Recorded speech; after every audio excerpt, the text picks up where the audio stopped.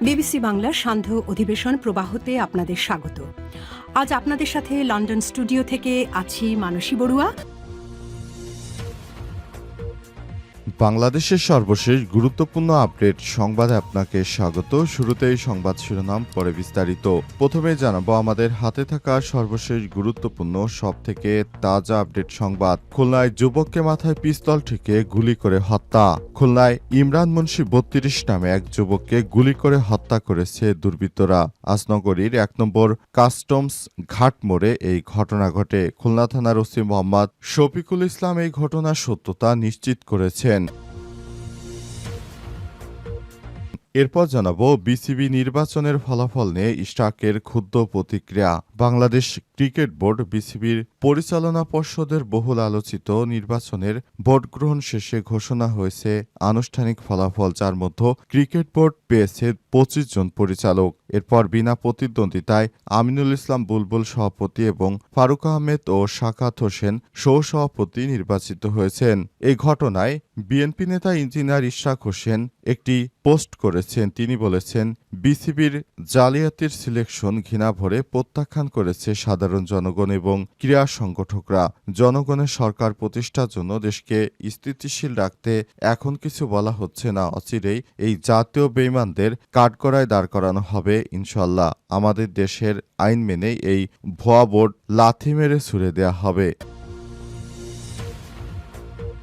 এদিকে জনগণের ভোটেই ক্ষমতায় যাবে জামাত, বললেন গোলাম পরোয়ার। বিদেশিদের উপর ভর নয়, বরং জনগণের ভোটেই ক্ষমতায় যাবে বাংলাদেশ জামাত ইসলাম, এমন মন্তব্য করেছেন দলটির সেক্রেটারি জেনারেল মিয়া গোলাম পরোয়ার। তিনি বলেছেন, ডাকসু জাকসুর জয়লাভ তৃণমূলে জামাতের সমর্থন বাড়ায় দলটি বহির্বিশ্বের নেতাকর্মীরা দলটির উপর আগ্রহ প্রকাশ করেছে। আজ বাংলাদেশ জামাত ইসলামের আমির ড শফিকুর রহমানের সঙ্গে সাক্ষাৎ করেছে ইউরোপীয় ইউনিয়নের বিভিন্ন দেশের নেতারা এবং তুরস্কের প্রতিনিধি দল। জানাবো সিলেটে উদয়ন এক্সপ্রেস লাইনচ্যুত, সারা দেশের সঙ্গে রেল যোগাযোগ বন্ধ। সিলেটের মোগলাবাজার এলাকায় উদয়ন এক্সপ্রেস ট্রেন লাইনচ্যুত হয়েছে। এতে সিলেটের সঙ্গে সারা দেশের রেল যোগাযোগ বন্ধ হয়ে গেছে। এবং সর্বশেষ জানাবো তুরস্ক সফর শেষে দেশে ফিরেছেন বিমান বাহিনী প্রধান। তুরস্কের সরকারি সফর শেষে দেশে ফিরেছেন বিমান বাহিনী প্রধান air chief marshal Hasan Mahmud Khan. আজ সফর শেষে দেশে প্রত্যাবর্তন করেন বিমান বাহিনী প্রধান। আন্তঃবাহিনী জনসংযোগ পরিদপ্তর আইএসপিআর থেকে পাঠানো এক সংবাদ বিজ্ঞপ্তিতে এই তথ্য নিশ্চিত করা হয়েছে। প্রিয় দর্শক, এতক্ষণ শুনছিলেন সংবাদ শিরোনাম, এবারে বিস্তারিত।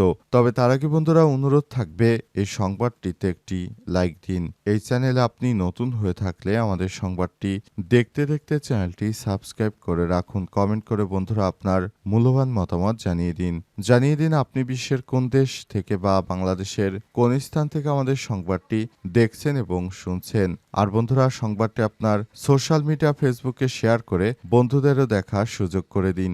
গাজা যুদ্ধে আপনি যদি নিরীহ ফিলিস্তিনিদের ভালোবেসে থাকেন, কমেন্টে ইয়েস লিখে বিশ্ববাসীকে জানিয়ে দিন। এবারে বিস্তারিত। খুলনায় যুবককে মাথায় পিস্তল ঠেকিয়ে গুলি করে হত্যা। খুলনায় ইমরান মুন্সি ৩২ নামে এক যুবককে গুলি করে হত্যা করেছে দুর্বৃত্তরা।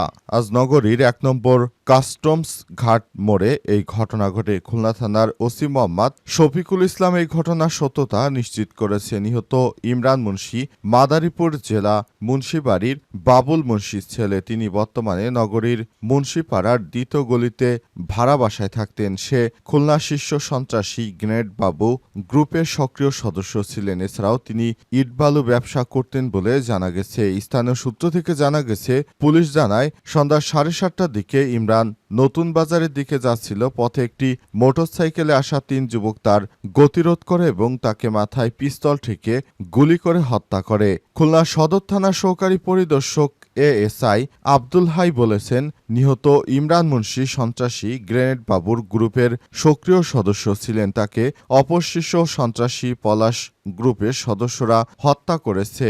দুর্বৃত্তরা তাকে হত্যার পর তার মোটরসাইকেল চালিয়ে পুলিশ লাইন্সের দিকে চলে যায়। আমরা এই ঘটনার সঙ্গে জড়িত ব্যক্তিদের শনাক্ত ও গ্রেপ্তারে বিভিন্ন স্থান থেকে ভিডিও ফুটেজ সংগ্রহের চেষ্টা করছি। খুলনা সদর থানার ওসি শফিকুল ইসলাম বলেন, সন্ধ্যা 7:30টার দিকে নগরীর 1 নম্বর কাস্টমস ঘাটে কয়েকজন যুবক ধাওয়া করে ইমরান মুন্সির মাথায় গুলি করে, এতে তিনি ঘটনাস্থলেই নিহত হন। পরে খবর পেয়ে খুলনা মেট্রোপলিটন পুলিশ কেএমপির ঊর্ধ্বতন কর্মকর্তারা ঘটনাস্থল পরিদর্শন করেন। ওসি আরও বলেন, নিহত ইমরান মুন্সির বিরুদ্ধে হত্যাসহ একাধিক মামলা রয়েছে, তবে কী কারণে তাকে হত্যা করা হয়েছে প্রাথমিকভাবে এখনও জানা যায়নি।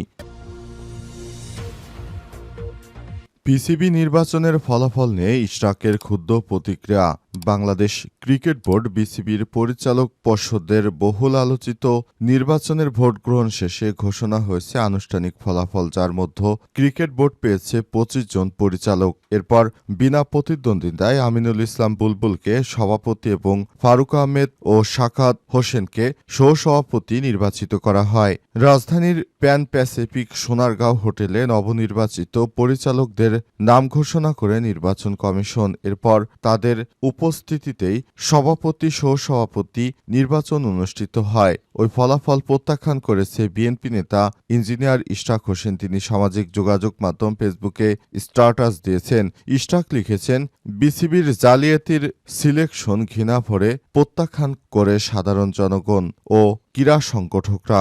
জনগণের সরকার প্রতিষ্ঠার জন্য দেশকে অস্থিতিশীল রাখতে এখন কিছু বলা হচ্ছে না। অচিরেই এই জাতীয় বেঈমানদের কাঠগড়ায় দাঁড় করানো হবে ইনশাল্লাহ। আমাদের দেশের আইন মেনেই এই ভুয়া ভোট লাথি মেরে তুলে দেওয়া হবে বলে মন্তব্য করেছেন ইশরাক। তিনি আরও লিখেছেন, বিসিবির জালিয়াতি সিলেকশন ঘৃণা ভরে আমি প্রত্যাখ্যান করছি। আমি যদি এই নির্বাচনে জিততে পারতাম তাহলে আমি হতাম সবথেকে বড় মেয়র। এর আগে সোমবার 6 অক্টোবর রাজধানীতে সোনারগাঁও হোটেলে সকাল 10টা থেকে বিকাল 4টা পর্যন্ত বিসিবি নির্বাচনে ভোট গ্রহণ অনুষ্ঠিত হয়। বিসিবির গঠনতন্ত্র অনুযায়ী 3 ক্যাটাগরি থেকে 23 জন পরিচালক পদে নির্বাচিত হয়েছেন, আর ক্রীড়া পরিষদ এনএসসি মনোনীত পরিচালক হন আরও 2 জন।